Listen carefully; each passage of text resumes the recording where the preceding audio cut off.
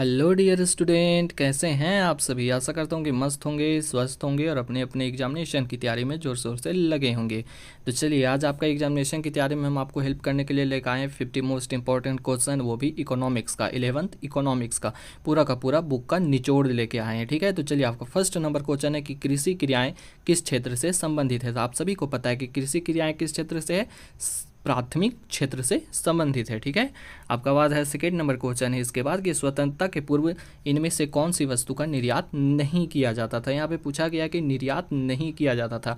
आयात मतलब होता है देश में लाना और निर्यात मतलब होता है देश से बाहर भेजना। ठीक है, तो स्वतंत्रता के पूर्व कौन सा वस्तु निर्यात नहीं किया जा सकता था, तो वो है इंजीनियरिंग वस्तु। चूंकि देखिए यहाँ पे क्या था कि अंग्रेजों का शासन था, तो इंजीनियरिंग वस्तु बनने का कोई भी विकल्प था ही नहीं यहाँ पे, तो इंजीनियरिंग वस्तु निर्यात नहीं किया जाता था। बाकी चाय भी निर्यात किया जाता था और जूट भी और सूती वस्त्र भी, ये सारे के सारे अंग्रेज यहाँ से लेके जाते थे। ठीक है, थर्ड नंबर क्वेश्चन है आपका कि भारत की पहली औद्योगिक नीति किस वर्ष घोषित हुई। देखिए, औद्योगिक नीति कुछ होता नहीं है कि उद्योग, इसका मतलब हुआ कि उद्योग धंधे कैसे चलाए जाएंगे, उद्योग धंधे कैसे काम करेंगे, आयात कहाँ से होगा, निर्यात कहाँ से होगा, यही सारा चीज़ औद्योगिक नीति के अंदर होता है। तो औद्योगिक नीति जो आपका आया था वो सबसे पहला आया था 1948 में, देश आज़ाद होने के बाद। और कब आया था, तो आपको ये डेट भी याद रखना, ये पूछता है कभी कभी कि 6 अप्रैल को आया था। कब आया था, 6 अप्रैल को। ठीक है, उसके बाद 4 नंबर क्वेश्चन है कि मानवीय संसाधन के विकास के लिए आवश्यक है। देखिए, मानवीय संसाधन हम लोग भी जो मतलब मान के चलिए कि हम लोग भी जो आदमी है ना, वो देश के लिए मानवीय संसाधन के रूप में ही है। हम लोग सारे के सारे नागरिक मानव संसाधन के रूप में है। तो मानव संसाधन के विकास के लिए सबसे ज़्यादा आवश्यक यदि देखा जाए तो शिक्षा है। क्या है, शिक्षा है। अगर जितना व्यक्ति शिक्षित होगा उतना ही ज़्यादा देश का विकास भी होगा। ठीक है, उसके बाद 5वां नंबर क्वेश्चन है कि देश की लगभग कितनी आबादी कृषि क्षेत्र से आजीविका प्राप्त करती है। यहाँ पे आपको बताना है कि कृषि क्षेत्र से कितनी आबादी आजीविका प्राप्त करती है, तो वो है 2/3 आबादी आजीविका प्राप्त किया करती है। आपको भी पता है कि जो भारत है वो क्या है, कृषि प्रधान देश है, तो यहाँ कृषि सबसे सर्वोच्च कार्य है। ठीक है, उसके बाद 6ठा नंबर क्वेश्चन है कि विश्व में सर्वाधिक आबादी वाला देश कौन है। तो आप सभी को पता है कि विश्व में सर्वाधिक आबादी वाला देश अभी कौन है, फिलहाल में चीन है। लेकिन कुछ दिनों के बाद हो सकता है कि रिपोर्ट के अनुसार कहा गया है कि 2045 तक भारत हो जाए। ठीक है, भारत में भी जिस तरह से जनसंख्या बढ़ रही है, हो सकता है कि विश्व में सर्वाधिक आबादी वाला देश भारत बन जाए। ठीक है, 7वां नंबर क्वेश्चन है ये वाई का पूर्ण रूप क्या है। ये वाई जो है उसका पूर्ण रूप क्या है, तो इसका पूर्ण रूप होगा आपका अंत्योदय अन्न योजना। ठीक है, उसके बाद 8वां नंबर क्वेश्चन है कि पूंजी की कमी, तकनीकी पिछड़ापन एवं बेरोजगारी सामान्यतः पाए जाते हैं। अब ये पूछा है कि पूंजी की कमी मतलब पैसे की कमी, तकनीकी पिछड़ापन मतलब किसी भी तरह का इन लोगों के पास मोबाइल वोबाइल नहीं है, किसी तरह का कुछ है नहीं है, बेरोजगारी, यहाँ पे ये सारा का सारा किस देश में पाया जाएगा, तो वो है अल्प विकसित देश में। मान के चलिए जो पाकिस्तान है अभी या फिर बांग्लादेश है, ये सारे के सारे अल्प विकसित देश हैं। यहाँ पे पूंजी की कमी है, तकनीकी पिछड़ापन भी है, बेरोजगार भी है। और जो हमारा देश इंडिया है अभी, वो अभी विकासशील देश है, ये अभी विकास कर रहा है, डेवलप्ड कर रहा है। और ये जो विकसित देश है, विकसित देश किसको कहेंगे पता है, अमेरिका ये सब क्या है, विकसित देश है। जापान, ये सब क्या है, विकसित देश है। ठीक है, उसके बाद 9 नंबर क्वेश्चन है मानव विकास सूचकांक HDI मापदंडों का एक सूचक है। मानव विकास सूचकांक में HDI जो है वो मापदंडों का एक सूचक क्या है, तो सामाजिक सूचक है। ये क्या है, सामाजिक सूचक।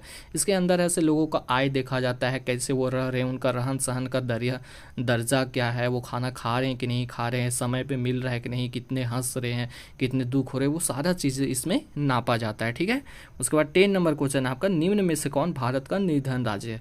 आपको इसमें सबसे निर्धन राज्य देखना है। तो देखिए, महाराष्ट्र तो निर्धन राज्य हो ही नहीं सकता, तो भाई हमारा बिहार और झारखंड ये दोनों के दोनों निर्धन राज्य हैं। ठीक है, जब तक यहाँ शिक्षा अच्छी नहीं होगी तब तक ये निर्धन ही रहेंगे।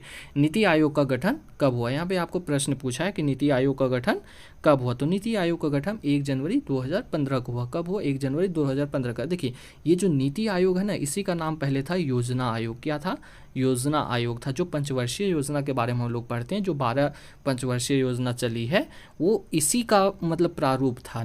पहले पंचवर्षीय योजना था, बाद में अब नीति आयोग आया। और नीति आयोग नाम कब से बदला, तो 1 जनवरी 2015 से। और इसके अध्यक्ष कौन होते हैं, आपको ये भी प्रश्न पूछ सकता है। तो इसके अध्यक्ष होते हैं भारत के प्रधानमंत्री। ठीक है, उसके बाद है 12 नंबर क्वेश्चन, उदारीकरण के प्रतिकूल प्रभाव हैं। देखिए प्रतिकूल प्रभाव पूछा है, यहाँ अनुकूल प्रभाव नहीं, प्रतिकूल प्रभाव मतलब है कि घाटा क्या हुआ उदारीकरण को लेके। देखिए मान के चलिए कि 1991 में हुआ ना उदारीकरण हमारे देश में, तो इससे हमारे घाटा क्या हुआ। तो यहाँ पे हम लोग को घाटा हुआ कि लघु उद्योगों पर प्रतिकूल प्रभाव पड़ा, मतलब जो लघु उद्योग यहाँ था ना सब कहीं ना कहीं ख़त्म हो गए। यहाँ पे सारे के सारे बाहर के उद्योग धंधे आए, बड़ी बड़ी कंपनियाँ आई, तो जो लघु उद्योग था वो ख़त्म हो गया। ठीक है, उसके बाद 13 नंबर क्वेश्चन है कि मनरेगा का संबंध है। देखिए आपको यहाँ पे पूछा है मनरेगा, तो मनरेगा का संबंध कहीं ना कहीं रोजगार से। इसमें क्या कहा जाता है कि 100 दिन का गारंटी रोजगार आपको मिलेगा। ठीक है, उसके बाद 14 नंबर क्वेश्चन है, नाबार्ड कब स्थापित हुआ। देखिए ये नाबार्ड क्या है, तो नाबार्ड जो आपका है सो कृषि संबंधित है, कृषि ऋण से संबंधित, कृषि से जो मतलब पैसा कौड़ी लोग ऋण लेता है ना उससे संबंधित है। तो नाबार्ड का है सो कब थी हुआ था, स्थापित हुआ था, तो ये 12 जुलाई 1982 को हुआ था। ठीक है, उसके बाद 15 नंबर क्वेश्चन है कि श्रम बल और कार्य बल का अंतर होता है। ये क्वेश्चन है सो थोड़ा टेक्निकल क्वेश्चन है कि श्रम बल और कार्य बल का अंतर पूछा है, मतलब गुना पूछा है, नहीं माइनस पूछा है। तो श्रम बल माइनस कार्य बल होगा, क्या होगा इसका आंसर, तो इसका आंसर आपका होगा बेरोजगार श्रम। ठीक है, उसके बाद है आपका 60 नंबर क्वेश्चन, इसमें से कौन ऊर्जा के परंपरागत स्रोत नहीं है। परंपरागत स्रोत मतलब देखिए क्या कहा जाता है, जो परंपरा से हम लोग यूज करते आ रहे हैं, जैसे कोयला, पेट्रोलियम, ये सब परंपरागत सोर्स है। लेकिन ये जो सौर है, सौर ऊर्जा जो अभी हम लोग सोलर एनर्जी ले रहे हैं, वो परंपरागत सोर्स नहीं है। ठीक है, उसके बाद 17 नंबर क्वेश्चन है, चिपको आंदोलन की शुरुआत किसने की थी। तो आप सभी को पता है कि चिपको आंदोलन की शुरुआत सुंदरलाल बहुगुणा ने की थी। 17 नंबर क्वेश्चन है आपका कि पाकिस्तान की अर्थव्यवस्था है। देखिए पाकिस्तान की अर्थव्यवस्था कैसी है, तो ये मिश्रित अर्थव्यवस्था है। ठीक है, उसके बाद इंडिया की अर्थव्यवस्था कैसी है, तो इंडिया की भी अर्थव्यवस्था आपका मिश्रित अर्थव्यवस्था। आपको पूछे कि अमेरिका की अर्थव्यवस्था कैसी है, तो वो है आपका पूंजीवादी अर्थव्यवस्था। ठीक है, 20वां नंबर क्वेश्चन है, अमेरिका की अर्थव्यवस्था कैसी है, तो पूंजीवादी अर्थव्यवस्था है। ठीक है, इनमें से कौन केंद्रीय प्रवृत्ति का माप है। आपको पूछा है क्वेश्चन कि इसमें से कौन केंद्रीय प्रवृत्ति का माप है, तो बहुलक केंद्रीय प्रवृत्ति का माप है। ठीक है, 22 नंबर क्वेश्चन है, सांख्यिकी के पिता किसे कहते हैं। आपको यहाँ पे पूछा है स्टैटिक्स, सांख्यिकी का इंग्लिश होता है स्टैटिक्स, तो स्टैटिक्स के पिता कौन है, तो सर रोनाल्ड आयलमर फिशर हैं। ठीक है, और उसके बाद एडम स्मिथ कौन है, तो एडम स्मिथ जो है सो इकोनॉमिक्स के पिता हैं। भारतीय सांख्यिकी के जनक कौन है, आपको पूछा है यहाँ पे क्वेश्चन कि भारतीय सांख्यिकी के जनक कौन है, तो प्रशांत चंद्र महालनोबिस जो है सो भारतीय सांख्यिकी के जनक है। ठीक है, दो घरों के पारस्परिक संबंध को प्रकट करने वाले चित्र को क्या कहते हैं। दो घरों के जो पारस्परिक संबंध है उसे प्रकट करने वाले चित्र को क्या कहते हैं। आपको इसका आंसर देना है, तो इसका आंसर आपका होगा बी, विक्षेप चित्र इसको कहते हैं। ठीक है, किसी ग्राफ में कितने चरण हो सकते हैं। किसी ग्राफ जब हम लोग छापते हैं ऐसे करके, तो इसमें कितने चरण हो सकते हैं, तो इसमें 4 चरण हो सकते हैं। ठीक है, उसके बाद है कि समग्र के एक छोटे से भाग को क्या कहते हैं। क्वेश्चन आपको पूछा है कि समग्र के एक छोटे से भाग को क्या कहते हैं, तो उसे प्रतिदर्श कहते हैं या निर्देश कहते हैं। ठीक है, उसके बाद है 27 नंबर क्वेश्चन, निम्न में से कौन सा उद्योग लघु एवं कुटीर उद्योग के अंतर्गत आता है। देखिए लघु और कुटीर उद्योग कुछ है नहीं। लघु उद्योग में सबसे कम पैसा लगता है, जगह भी कम लगता है, पूंजी भी कम लगता है, और अपने घर में ये काम आप कर सकते हैं। तो हस्तकरघा जो है सो लघु उद्योग और कुटीर उद्योग के अंतर्गत आता है। बाकी लोहा इस्पात उद्योग, सीमेंट उद्योग, जहाज निर्माण, ये सारे के सारे बड़े उद्योग हैं। ठीक है, उसके बाद 28 नंबर क्वेश्चन है कि सरकार द्वारा जो कर व्यक्तियों की आय पर लगाई जाती है उसे क्या कहते हैं।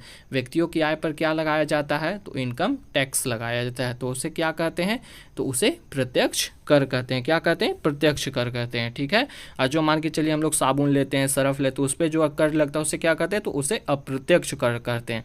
गरीबी रेखा का संबंध है, आपको यहाँ पे पूछा है गरीबी रेखा का क्या संबंध है, तो सापेक्ष निर्धनता और निरपेक्ष निर्धनता दोनों से है। ठीक है, क्या से है, दोनों से है। ठीक है, चलिए आगे बढ़ते हैं अब हम लोग। कृषि साख के गैर संस्थागत स्रोत हैं। गैर संस्थागत स्रोत मतलब होता है ना कि कोई भी वैसा संस्था नहीं है, जैसे महाजन आपका गैर संस्थागत स्रोत है। बाकी ये जो नाबार्ड है, व्यवसायिक बैंक है, क्षेत्रीय बैंक जो है, ये सारे के सारे संस्थागत स्रोत है। क्या है, संस्थागत स्रोत है, ये कहीं ना कहीं सरकार से जुड़े हैं, पर ये जो महाजन है ये सरकार से नहीं जुड़ा हुआ है। ठीक है, आधिकारिक संरचना 2 प्रकार के कौन सा है? आधिकारिक संरचना है 2 प्रकार के, वो कौन कौन सा है? तो है एक सामाजिक और एक आर्थिक, ठीक है। 32 नंबर क्वेश्चन है, CFC का फुल फॉर्म क्या होता है? CFC आप लोग जानते हैं एक गैस है, और इसका फुल फॉर्म क्या होगा आपको बताना है। तो हाइड्रोफ्लोरोकार्बन होगा। क्या होगा? हाइड्रोफ्लोरोकार्बन होगा, ठीक है। उसके बाद होगा कि 12वीं पंचवर्षीय योजना की अवधि कब से कब तक की थी? तो वो 2012 से 2017 तक की थी, और सबसे लास्ट पंचवर्षीय योजना 12वीं पंचवर्षीय योजना ही थी। और उसके बाद क्या बन गया था? तो उसके बाद आपका नीति आयोग बन गया था। क्या बन गया था? नीति आयोग बन गया था। कृषि साख के साधन है, कृषि साख के क्या क्या साधन है? तो कृषि साख में है सो भूस्वामी भी आ जाते हैं, व्यवसायिक बैंक भी आ जाते हैं, ग्रामीण बैंक भी हो जाते हैं। तो इसमें से सभी इसका आंसर होगा, ठीक है। निर्धनता रेखा के नीचे रहने वाले लोगों का अनुपात खाली स्थान में अधिक है। तो सबसे ज़्यादा कहाँ पे है निर्धनता रेखा के नीचे रहने वाले लोगों का अनुपात? तो वो है भारत में है, ठीक है। क्या है? भारत में। फिर नवरत्न क्या है? नवरत्न देखिए, नवरत्न ऐसे कोई तेल का नाम नहीं है, यहाँ पे नवरत्न कंपनियां होती है, ठीक है। और भारत में भी वर्तमान में 14 नवरत्न कंपनियां काम कर रही है, ठीक है। और तो नवरत्न क्या होता है? तो नवरत्न जो होता है सो सार्वजनिक उपक्रम होता है, मतलब सार्वजनिक क्षेत्र की कंपनियां होती है, ठीक है। उसके बाद 37 नंबर क्वेश्चन है कि एक ऐसी स्थिति जिसमें श्रमिक वर्तमान मजदूरी दर पर काम करने को तैयार है परंतु उसे काम नहीं मिलता है। यहाँ पे है कि कोई आदमी है कि उस दर पे काम करने के लिए तैयार है पर बेचारे को काम नहीं मिल रहा है। तो वो किस संदर्भ में आएगा? तो वो बेरोजगारी कहलाएगा। क्या कहलाएगा?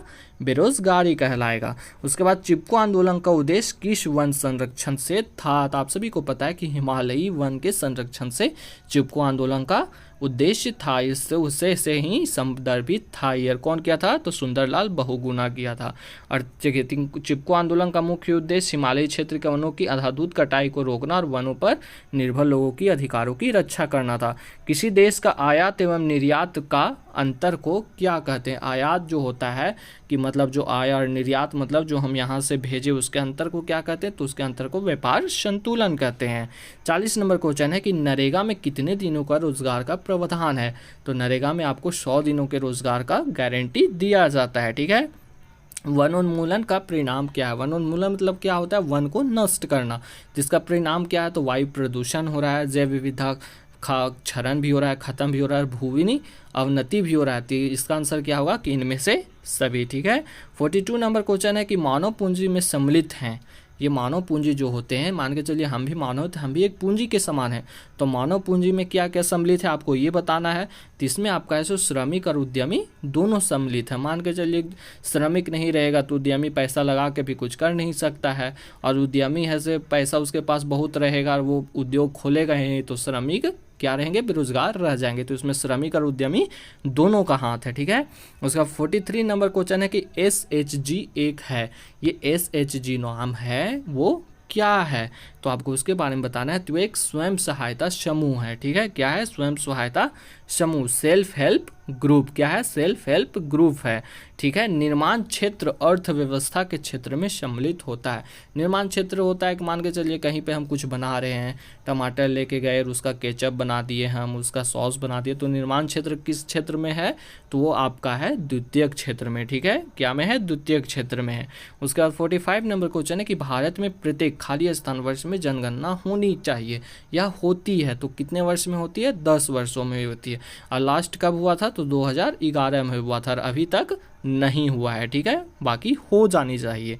उसके बाद है मध्यमिका आंकड़ों को खाली स्थान बराबर भागों में बांटता है। तो इसका आंसर आपका होगा 2 बराबर भागों में बांटता है, ठीक है। वह व्यक्ति जो आंकड़ा संग्रह करता है उसे क्या कहते हैं?